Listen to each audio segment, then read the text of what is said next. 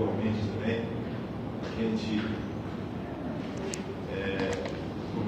por menor que seja a nossa atividade, a nossa realização, é importante, e ele corroborou isso, é importante, independente do tamanho da nossa atividade, do que a gente faz, sendo do bem para a nossa evolução, para o nosso aprendizado, para a colheita de experiência pela qual nós vamos entendendo de uma forma mais dilatada os ensinamentos, a lei de Deus, vamos viver mais serenos, mais felizes, confiantes no melhor que nos aguarda de vez o projeto de cada um de nós é de Deus. E Ele nos ama hoje como nós somos, porque sabe onde a gente vai chegar, e por isso nos aguarda, nos sustenta, nos inspira. Que esse entendimento passe a vigorar e que introjetemos esse entendimento no nosso dia a dia, na nossa vida, para além do pagamento de dívidas, para além das dificuldades naturais e testemunhos numa casa, num planeta que é de provas e expiações, que somos convidados, através desses testemunhos, dessa superação de dificuldades, de ansiedades, conseguir ou assambarcar mais experiência e com mais experiência, mais evolução. Eu estava escutando, interessante essa equipe da música aqui, o Coelho colocou a música também que nos acerena, nos alegra, né? Esse pessoal, eles cantam Louis Armstrong, Fatal Onda do Porto, eles cantam Beto Guedes, Amor de Índio, eles cantam Beatles, L.B. Brincadeira. Mas vocês podem começar mais cedo, viu? Tem que ser mais, né? 7 horas. É muito bom, né? E no momento desse em que a gente está às voltas, né? Sempre esses nossos testemunhos, essas nossas possibilidades e oportunidades de evolução, a música como arte divina efetivamente nos entra na gente, nos esclarece, nos acalma e faz diferença na nossa vida.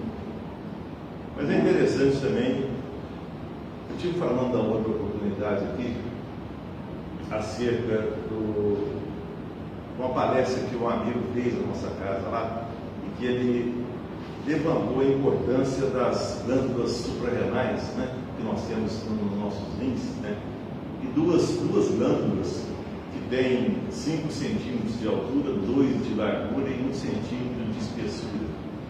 Essas duas glândulas que nós temos, que a gente vai entender depois, porque eu estou lembrando disso de novo, essas duas glândulas que nós temos, elas regulam o nosso batimento cardíaco. Nós temos pulmões, nós temos pulmão, nós temos estômago, nós temos intestino, nós temos pâncreas, nós temos tudo, né? Tanta coisa grande aqui que está. Mas é interessante a gente ter recebido isso. E essas duas glândulas desse tamanhozinho, e que a gente às vezes passa a vida inteira, 80, 90, 70 anos, você nem percebeu, porque a gente não sabe o que é isso, onde que elas estão, o que elas fazem. E a gente passa a vida inteira como se elas fossem dois fusíveis ou dois sensores na realidade, ou do TI, aqueles processos de componentes da TI, de um computador extremamente complexo que funciona durante todos esses anos, independente da nossa vontade ou não, e funciona perfeitamente. Isso é muito interessante. E eu passei a pesquisar um pouco mais disso, depois desse amigo nosso fez essa questão lá no nosso centro, dessas glândulas suprarrenais. Elas controlam, então, os nossos batimentos cardíacos, elas controlam a nossa pressão arterial, ela controla a quantidade de sal do nosso organismo, a quantidade de potássio, ela controla até o nosso cortisol, que é o hormônio do estresse, da ansiedade. É muito interessante. Mas eu deixei de falar uma coisa no final, por isso que eu lembrei de agora falar, porque o tema dessa vez passada era de Iraios, né? O tema de Iraios. Só que eu falei que essa é uma fala de Paulo aos Hebreus. Não é. É uma fala de Paulo que ele comenta irmãos Iraios. E eu falei, mas tem uma reticência aí, não falou só isso dessa frase. E acabou que eu não lembrei de falar dessa reticência no final, por isso eu estou lembrando, e é importante a gente falar isso aqui. Então, deixa eu ver para quem que Paulo falou aqui, para não misturar. senso maduro?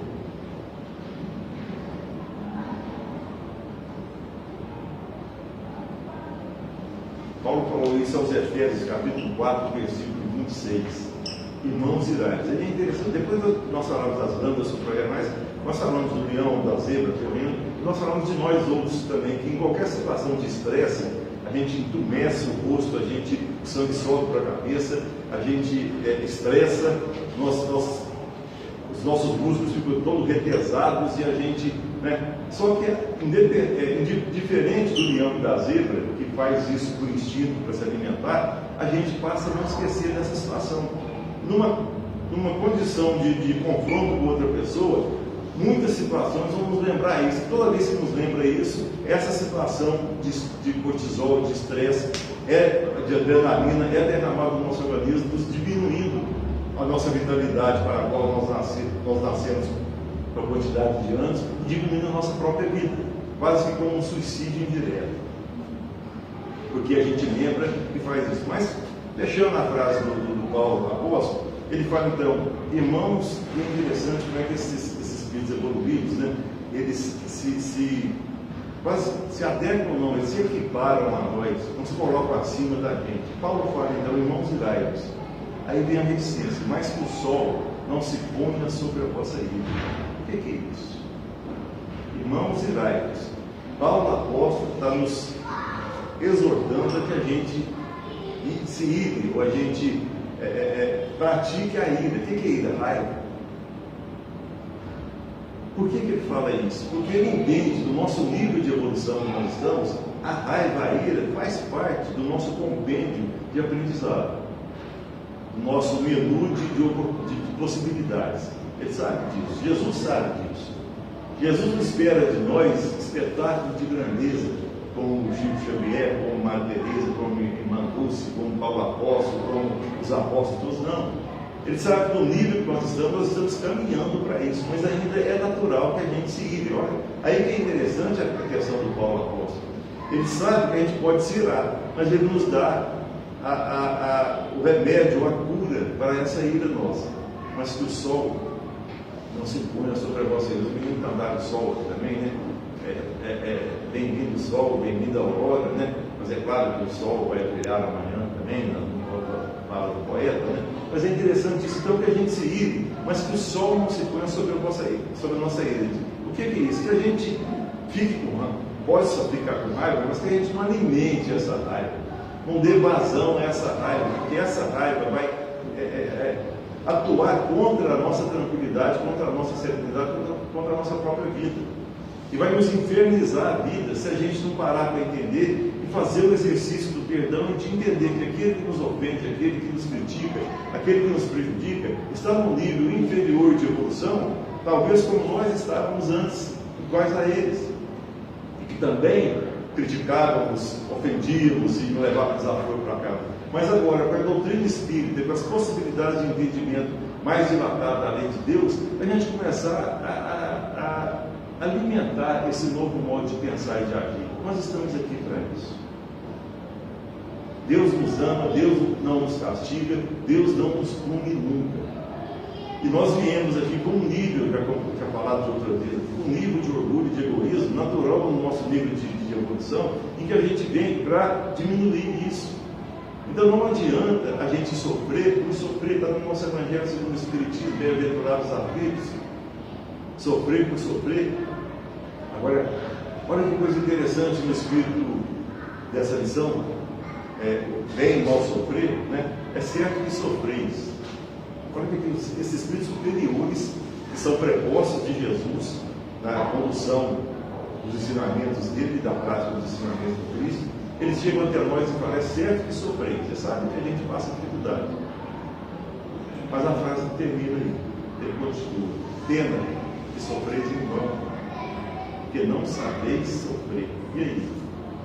A gente sofre e sofre em vão? Qual seria a nossa surpresa de chegar do lado de lá e perceber que tudo que nós passamos aqui de dificuldades foi em vão? Será que essa vez que nós estamos aqui já não é para fazer a reparação desse sofrimento que talvez em outra oportunidade aconteceu, mas foi em vão? porque não saber sofrer. E o que é saber sofrer? Gostar de sofrer é uma sofrer, né?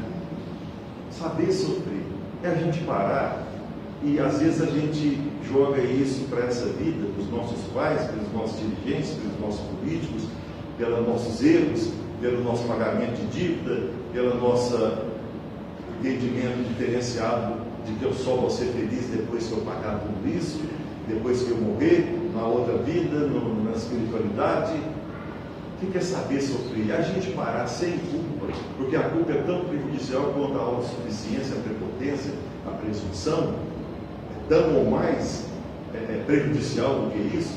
É a gente entender que o que nós estamos passando, as experiências que chegam até nós, é de molde a que a gente colhe a experiência a oportunidade da experiência dessa situação e ver o que eu preciso mudar.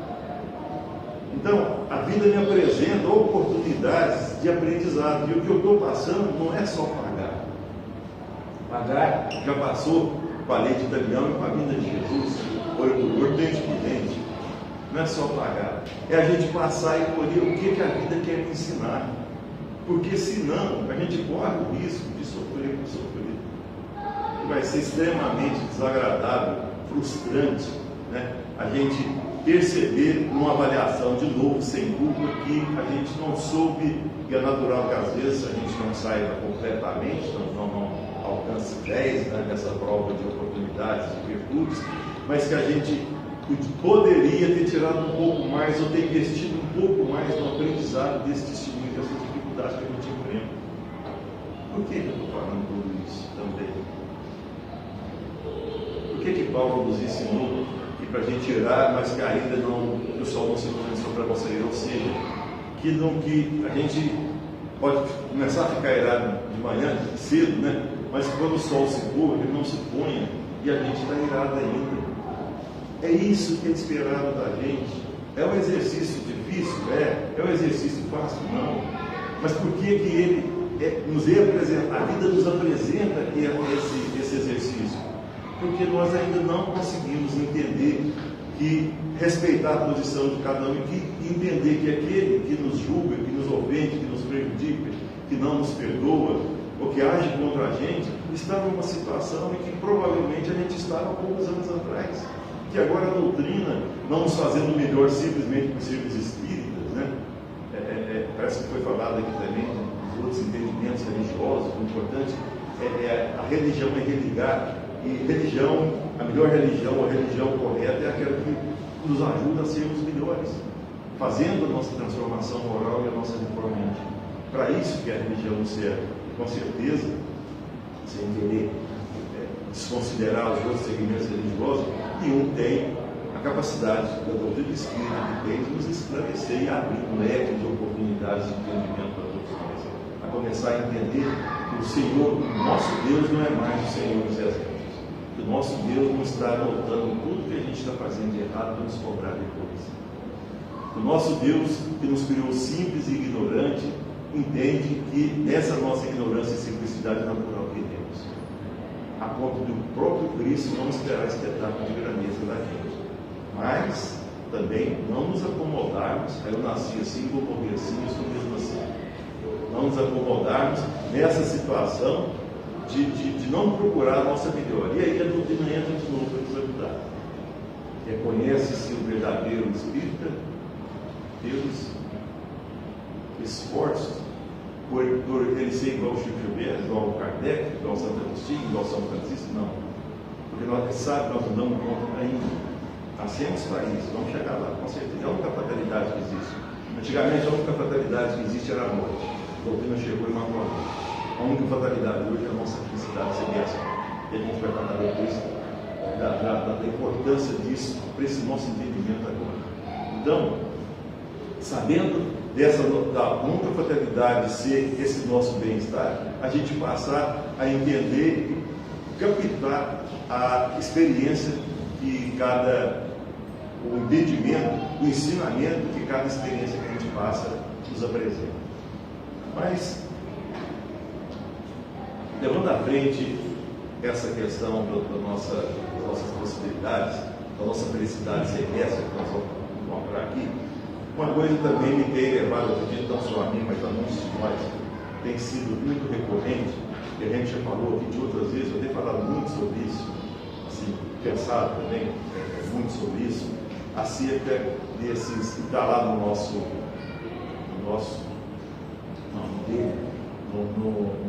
sermão profético de Jesus, capítulo 24 do Evangelho de Mateus, o nosso evangelista, falando sobre essa época que nós estamos passando. E entre esse tudo que nós estamos passando, ele coloca a pandemia, ele coloca nação contra nação, ele coloca filho contra pai, pai contra filho, irmão contra irmão, falsos profetas, e tudo, cada vez que ele fala uma coisa, ele fala, mas ainda não é o fim, mas ainda não é o fim, mas ainda não é o fim.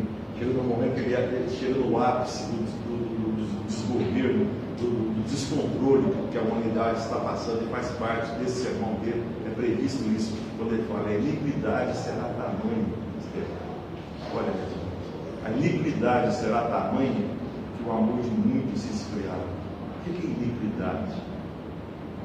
É alguma coisa contra o nosso interesse, contra a nossa porção divina e celestial que todos nós temos. Nosso DNA tem uma porção divina.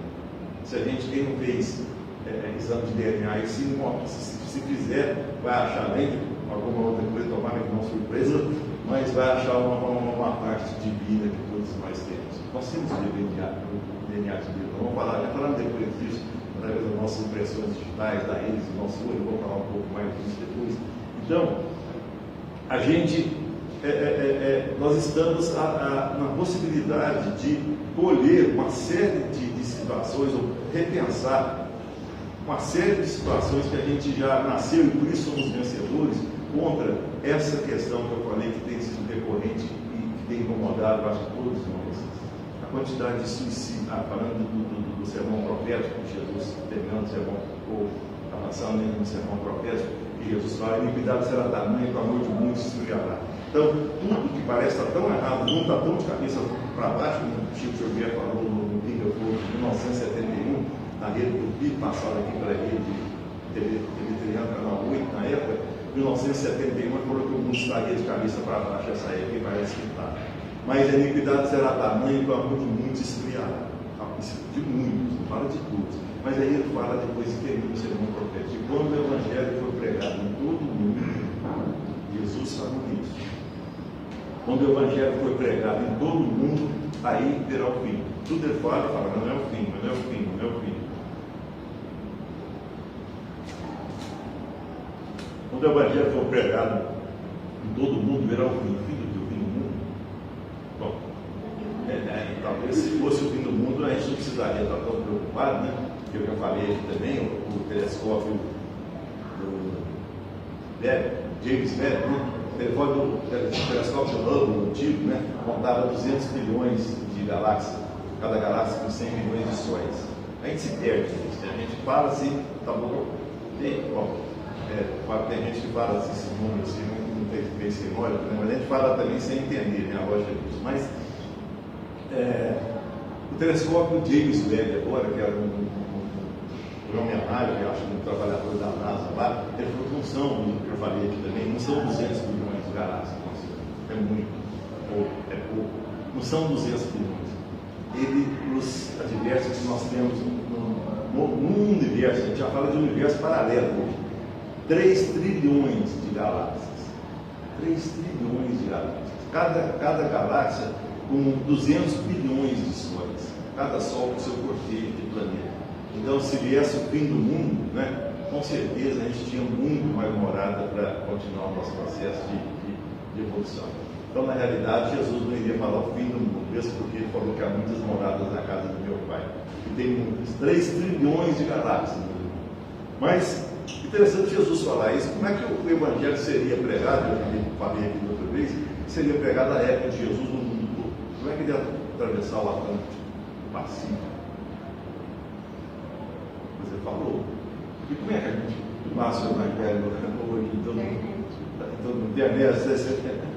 internet a gente chega, então está próximo a gente ter o Evangelho divulgado em todo mundo. Jesus, sabedor disso, que ele abriu no planeta, antecipou para nós que o Evangelho está sendo pregado em todo mundo. Né? e aí virá o fim desse mundo velho, o homem novo. O Chico fala também, passando do planeta de prova e expiação para o planeta de regeneração, nós estamos caminhando para isso. Mas é interessante, então, voltando à questão do suicídio, nós temos 700 mil suicídios hoje por ano. Nós temos, ele falou que ia acontecer tudo isso também no sermão profético, suicídios, muitos suicídios, e nós somos 700, nunca teve tanto. Tudo bem? Que a gente já falou aqui também, e o umbral está vazio, né? Todo mundo no umbral desceu, e desceu para ter a oportunidade de fazer diferente agora, né? Lógico. Então nós temos hoje, nunca teve tanta gente, assim, 8 bilhões de pessoas reencarnadas aqui. Em 1950 era 2 bilhões e meio, 1930, 2 bilhões, 1950, 2 bilhões e meio. De 1950, ontem, para cá, eu nasci perto dele, em 1950 e pouco, então, de 1950 para cá, de 2,5 para 8 bilhões. O que é isso? Mas é lógico, vai nascendo mais gente, vai casando, vai ter filho, papapá. E por que demorou 260 mil anos para chegar em 2 bilhões? A minha avó, eu falei aqui, minha avó teve 12 filhos, minha mãe teve 4. Eu, a minha esposa, tivemos 2. Né? Como é que vai? Na realidade, existe um planejamento, um projeto para essa evolução do planeta. É lógico, os pressupostos de Jesus estão apostos. O projeto é de Jesus não está sem saber o que vai acontecer, já prenunciou lá a época dele, que o Evangelho seria pregado em todo mundo através da internet. Né? Então, isso tem todo o projeto. Esses 8 bilhões são espíritos com oportunidades, como nós também, de fazer diferente agora, para a gente poder voltar nessa terra amadurecida e melhor, de homens, de uma humanidade melhor. Então nós temos uma grande chance, lógico que não é a última, né? Mas e que chance é essa? O que a gente tem que fazer? Nós estamos no início, nós temos que começar a conviver melhor uns com os outros. Todos nós somos diferentes, os dedos são diferentes, as impressões digitais dos 80 bilhões de dedos que tem no mundo aí, de 8 bilhões de pessoas, é cada um diferente do outro.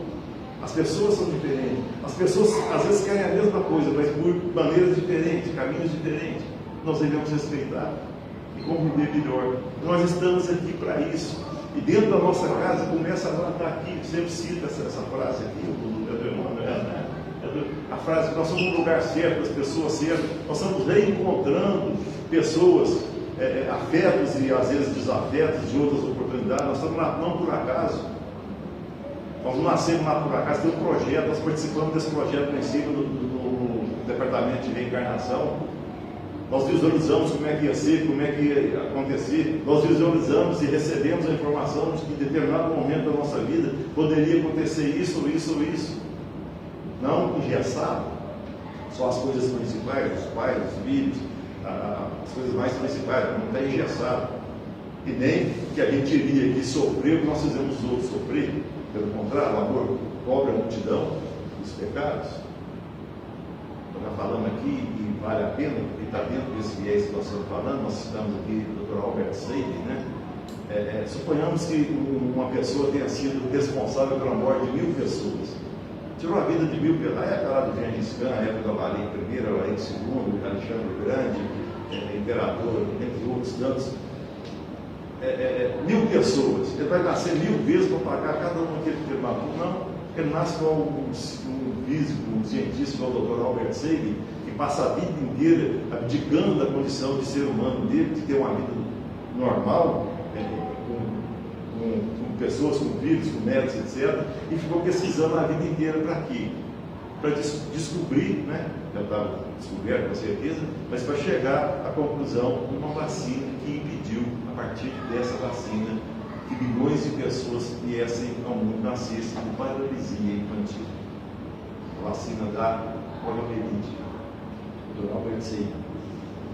Então, é o amor cobrindo a multidão dos pecados. E a gente, então, nós não vamos fazer isso, não está no nosso escopo fazer tão grande contribuição assim, mas vamos contribuir dentro lá do nosso lar, começar do nosso lar, nos respeitando mais, nos tendo mais paciência uns com os outros, nos perdoando mais, sabendo que se eu vejo um cisco no olho do companheiro, de alguém com quem eu convivo, às vezes eu vou ter uma trave no dedo, como Jesus nos ensinou, mas Vamos voltar a essa questão até 45, né? Vamos voltar de novo à questão do suicídio, né?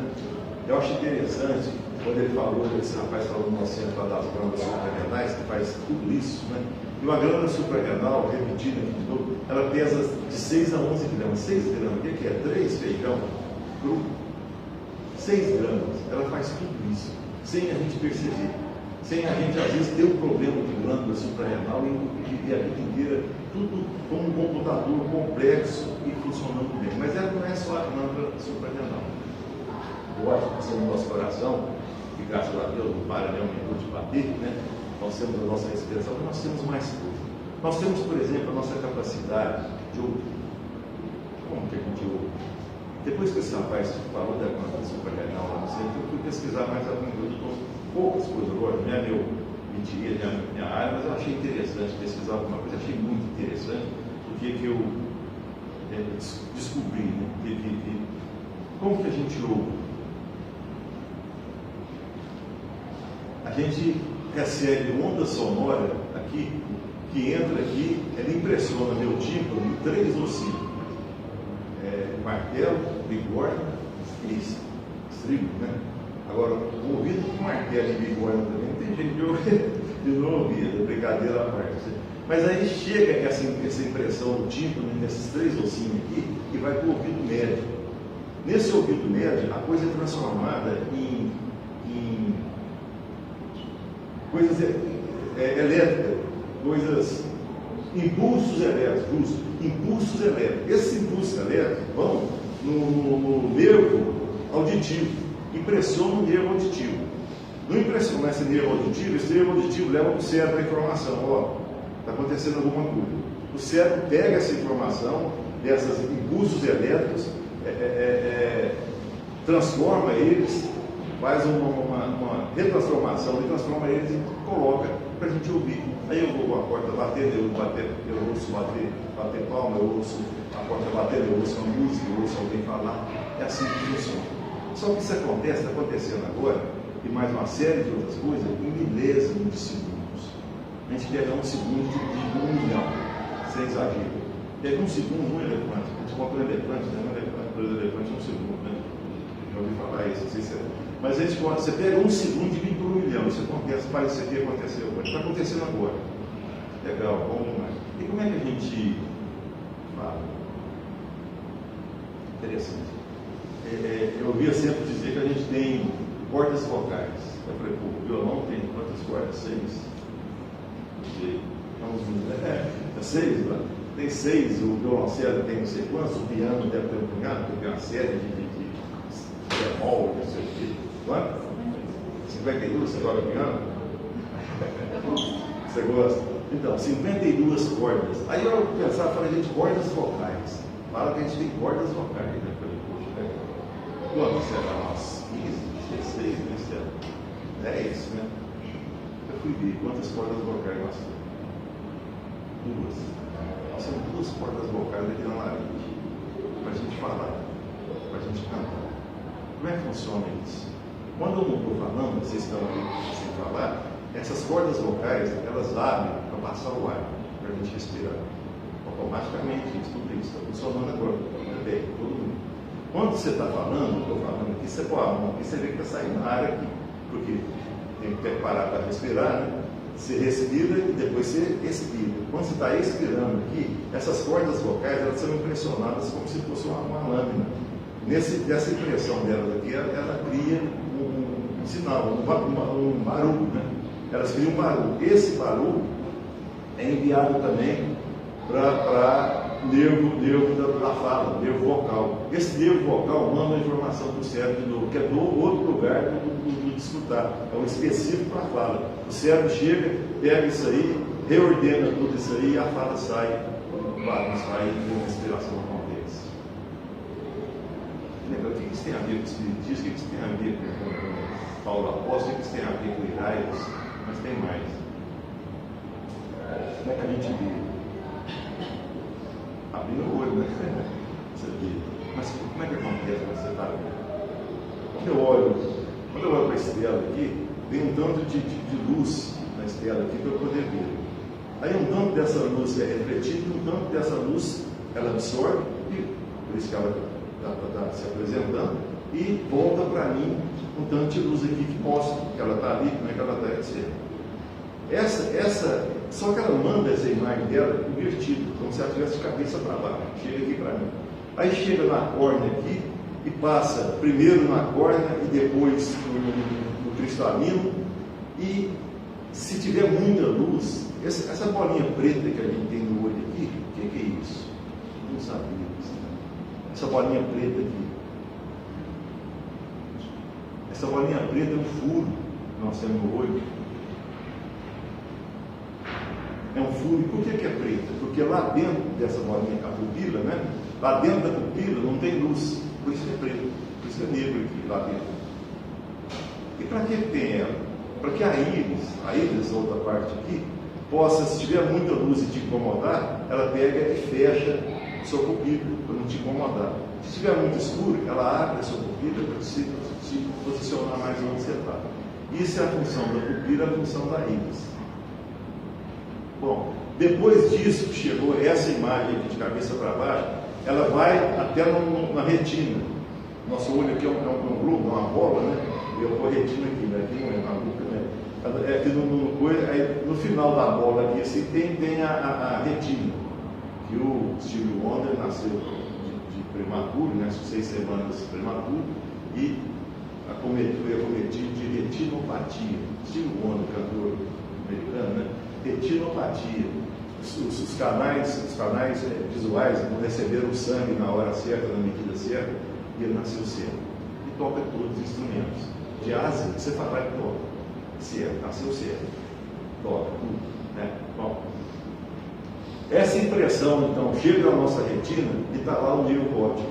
O nervo óptico pega essa impressão que ela recebe da imagem da estrela aqui, manda para o meu cérebro, e o cérebro chega e fala: está errado, está de cabeça para baixo, está assim, está assim, para baixo, arruma tudo direitinho e coloca ela do jeito que ela está, de cabeça para cima, com as pernas cruzadas, vestida assim, para mandar na hora. Isso acontece em milésimos de segundo, toda hora com a gente. Então nós vimos a audição, nós vimos a fala, nós vimos a visão e o paladar. Como é que funciona o paladar? Isso é interessante, muito interessante. Mas tudo interessante. Como é que é o paladar? Nossa, como é que é o paladar? O paladar é a língua que domina. Eles falam até que a mulher tem a língua mais forte que conversa mais. Mas isso é brincadeira. O meu tem outra situação. A língua que nós temos aqui, de um lado aqui, ela identifica salgado. Do outro lado, ela identifica azedo. Lá no fundo, no terminal, na parte de atrás aqui assim, é o amargo, é giló, esse negócio. E na parte da frente, por isso que eu falo que o meu deve ser diferente, eu acho que a mais da metade da minha língua é essa da pontinha aqui, que é doce. Eu sou doido com doce, mas essa língua minha, ela é bem diferente. Gente, não sei quantas latinhas de leite condensado o menino fazer o bascura e escondido na geladeira. Para tomar aquilo. Mas foi orgulho do céu, não foi uma leitura. Furava a latinha de leite. Naquela época, leite condensado, né? Vocês estão fazendo um outro diferente. Leite condensado, assim, fazia 2 furinhos assim, vinha lá na geladeira, assim, com um negócio na frente, vamos pegar, brincadeira pra gente, mas.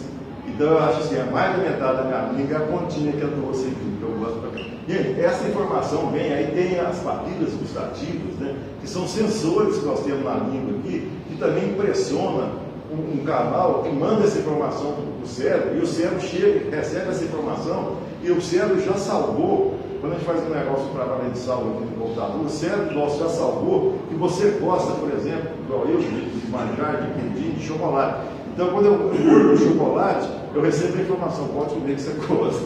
É brincadeira, mas é mais ou menos assim: pode comer que você gosta. Há pouco tempo eu comi aquele branco com ameixa, como é que chama? Manjar, gente, a minha boca enche, eu falo que na língua mais do lado. Então, tudo isso acontece. E o que isso tem a ver com o espiritismo? O que isso tem a ver com o suicídio, meus irmãos? Nós somos vencedores. Todos nós que estamos aqui, todos no mundo. 8 bilhões encarnados e mais 21 bilhões desencarnados que estão do lado de lá na vida para voltar para cá. Nós nós temos em torno de 29, 30 milhões de espíritos ligados à psicosfera da Terra. Nós recebemos esse corpo com toda essa informação de graça. De graça. Está acontecendo tudo isso aqui agora, nós estamos escutando, eu estou falando, vocês estão pensando, estão respirando, estão ouvindo, estão pensando no gosto que vai comer, tudo em milésimos de segundo, sem que nada saia fora, e tudo arrumando assim por 10 anos, 20, 50, 80, 90, 100, eu espero que até os 100 anos, com saúde, tudo está acontecendo, nós recebemos isso de graça de Deus, nós nascemos, pronto, as duas células, glândulas suprarrenais aqui, como se fossem dois chips nossos aqui de computação, de TI, 2 chips aqui de graça, pronto, funcionando a vida inteira, sem nunca dar lógico, às vezes é máquina, às vezes dá um problema, você tem um problema no nervo ciático, você tem um problema na respiração, tudo mais, mas assim, você tem um problema há alguns anos e você passa a maior parte da sua vida funcionando e aprendendo. E nós recebemos tudo isso de graça. E eu quis falar tudo isso e chegar nesse ponto para a gente poder encerrar agora. A começar do iraios com perdão, para a gente não diminuir essa vitalidade nossa para ir embora, voltar antes da hora que nós planejamos chegar. Mas isso tudo, meus irmãos, para a gente refletir, será que o maior contingente de suicídio que acontece hoje no mundo, esses 700 mil que nós falamos aqui, são de pessoas de 14 a 29 anos. É o maior contingente. 14 a 29 anos de pessoas optam por, não querem morrer, com certeza, querem acabar com um problema.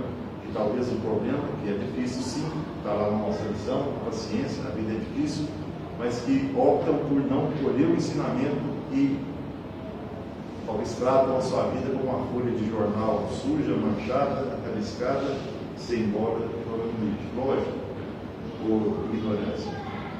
Lógico, por ignorância. O segundo contingente de maior suicídio no mundo são os idosos. Os idosos de nós outros, que passamos muitos testemunhos, que enfrentamos dificuldades, aversões, enfrentamos medo, enfrentamos insegurança, enfrentamos frustrações, enfrentamos uma série de coisas. Quando você vai fechar o seu projeto com a cereja do bolo, você vai terminar para você voltar levando o que você veio buscar. Às vezes a pessoa opta, o idoso opta por atentar para a sua vida porque ele cansou e não quer mais saber disso. Lógico que aqui tudo tem um atenuante, porque é por ignorância. E a gente sabe disso, quem já leu Memórias do Suicida, sabe o que os nossos irmãos que optam por esse viés, se complicam imensamente, essa encarnação e muitas outras. Então, lógico, por ignorância tem o atenuante, porque Deus nos ama, independente do que a gente faça ou deixe de fazer. Então, o nosso céu e inferno, primeira parte, capítulo 7, independente do que você faça ou deixe de fazer, Deus te ama. Deus não te abandona. Tudo bem. Então, a nossa ignorância nos leva a isso e tem o atenuante. Mas será, para finalizar, que essas crianças de 14 a 29 anos, esses idosos, soubessem de tudo isso que nós comentamos aqui, passando, quer dizer, lógico, eu sou da área, tudo teria que ter o pessoal da área aqui para ter muito mais informações, que até nós podemos entrar no Google lá e ver tanta de coisa boa que a gente tem. Será que se esse pessoal está atentando contra a vida, as crianças e os idosos soubessem de tudo isso que nós recebemos de graça, nós nascemos prontinho com isso, de graça, será que eles atentariam contra isso? Pegando essa oportunidade todinha e amassando ela e jogando para lá? É lógico que é por ignorância, não sabe o que está fazendo, não sabe. Merece todo o nosso carinho, toda a nossa respeito e toda a nossa prece, nosso interesse. Por isso que eu acho que tem me acontecido, eu tenho muito refletido e tem muito sido recorrente em várias oportunidades de pensamento, de poder falar acerca disso. Então, são pessoas que merecem o nosso maior respeito, porque poderia ser nosso filho, nosso neto, nosso marido, nossa esposa, nosso irmão, nosso pai, nossa mãe. Qualquer um deles poderia, por ignorância, estar enveredando por esse caminho, sem perceber que não é uma viagem sem volta, mas é uma viagem de volta difícil. Então, que a gente agradeça a Deus, acima de tudo, por tudo isso que nós recebemos da misericórdia dele. Vamos fazer o melhor por ele. E essa é a reflexão do templo do nosso espírito. Qual é o templo do nosso espírito? nosso corpo, as nossas possibilidades, enxergar, de falar, do doce, de tudo que nós falamos.